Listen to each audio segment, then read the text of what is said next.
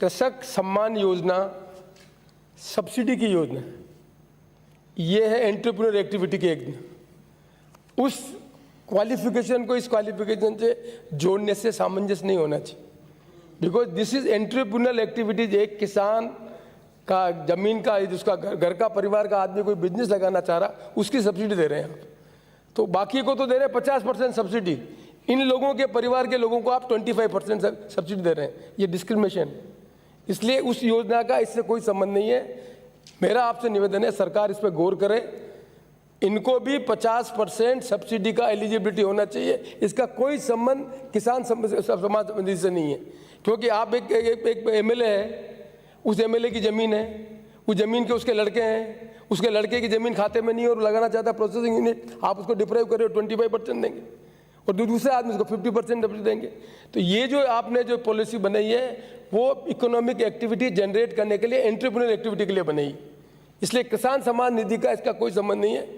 मेरा आपसे निवेदन है कि इस पर गंभीरता से सोचें, दोनों चीज़ों को इक्वेट नहीं करें, इनको बिल्कुल इससे अलग निकालें और सारे इररेस्पेक्टिव ऑफ दिस, वेदर वो किसान एमएलए है, प्रमुख है या नहीं है, यदि वो एंटरप्रेन्योर एक्टिविटी करना चाहता है तो उसे 50% सब्सिडी मिलनी चाहिए। ये डिस्क्रिमिनेशन नहीं होना चाहिए। ऐसा है कि ये तो मोटे तौर पर भारत सरकार की जो गाइडलाइन थी उसके मैं सॉरी, आप बैठे प्लीज। भारत सरकार की गाइडलाइंस नहीं है, एक में बैठे आप। भारत सरकार की गाइडलाइंस कृषि सम्मान निधि योजना के अंतर्गत, उसमें उन्होंने डिफाइन किया है, क्योंकि इन लोगों को हम सब्सिडी नहीं देना चाहते हैं, उनके लिए उन्होंने सम्मान निधि। ये तो राजस्थान सरकार ने एग्रो प्रोसेसर यूनिट को प्रमोट करने के लिए योजना बनाई है, उस योजना में ही वो की वो डेफिनेशन रख दी। इसलिए मेरा निवेदन है कि दो चीज़ों को अलग अलग करें। सरकार ने न केवल इसके बल्कि जो एग्रो प्रोसेसिंग की यूनिट डालता है, कोई वेयर हाउस बनाता है या कोई आपका एक्सपोर्ट के लिए कोई काम करता है, तो उसके लिए कई प्रोविजंस कर रखे हैं। मेरी बात मेरी सुन लें साहब, उसके बाद आप या बैठ जाऊँ, आप बोल रहे हो, आप बैठ जाए, बोली कोई तकलीफ नहीं। मैं ये आप बैठना चाहे तो बैठ जाए, मैं तो रोक सकता हूँ। आप बैठना चाहे तो आप रोक सकते हैं, मैं तो खड़ा ही नहीं हुआ था। नहीं, मैं तो ये आप बैठना चाहे तो बैठ सकते हैं, कोई तकलीफ थोड़ी। मैं थोड़ी खड़ा हुआ था कि आप मुझे पूछे बैठ जाऊँ। मैं आपकी चॉइस है, आप बैठना चाहे तो बैठे।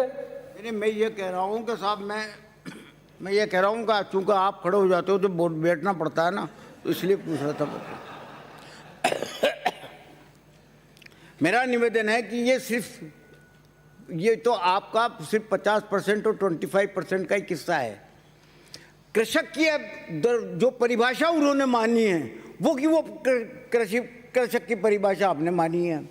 अब अगर मान लीजिए कृषक की परिभाषा नहीं माने उनकी, या जो कुछ भारत सरकार ने लिखा है, ये लोग कह देंगे साहब भारत सरकार की बात मत मानो, नहीं मानेंगे,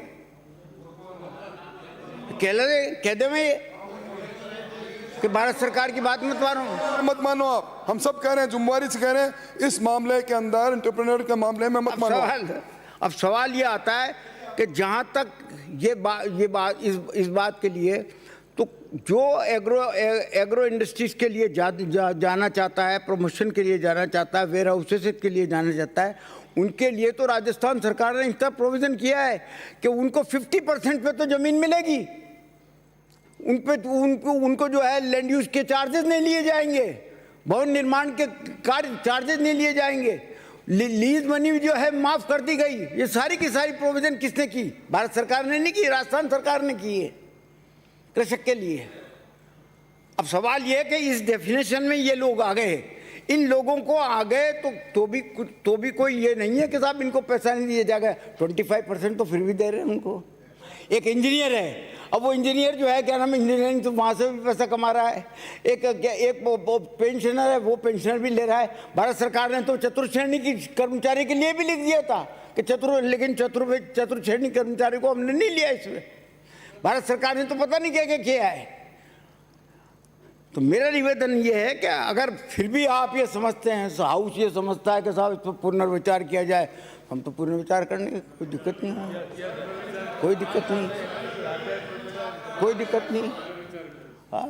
हाँ, माननीय मंत्री जी, आपका क्या आदेश है? आप तो ये फरमा दो ना। आप बैठो तो 2 मिनट आदेश देता हूँ मैं। हाँ, तो मैं बैठ जाता हूँ। मान से बैठे प्लीज, बैठे, रोज बैठे प्लीज बैठे।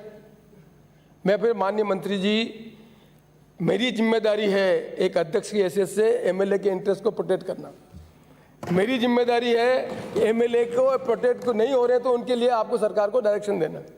मैं फिर आपसे निवेदन किया है, कृषक की परिभाषा सब्जेक्ट टू कृषि सम्मान निधि के लिए उन्होंने की है, जनरल कृषक को डिप्राइव नहीं किया। भारत सरकार ने एक पर्टिकुलर योजना का लाभ देने के लिए कृषक कौन कौन है उनको डिफाइन किया, सबको कृषक को डिफाइन नहीं किया।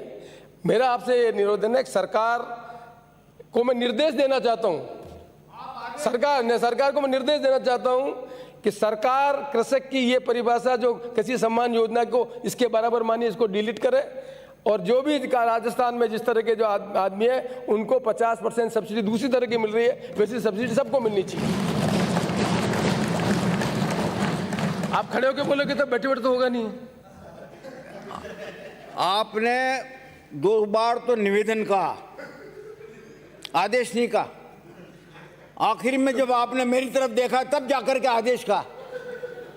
अब आदेश कहा तो आदेश मान लेंगे आपका। मैंने इसलिए नहीं कहा कि मैं आपकी सीनियरिटी का सम्मान कर रहा था, बाकी पहले आदेश दे सकता था।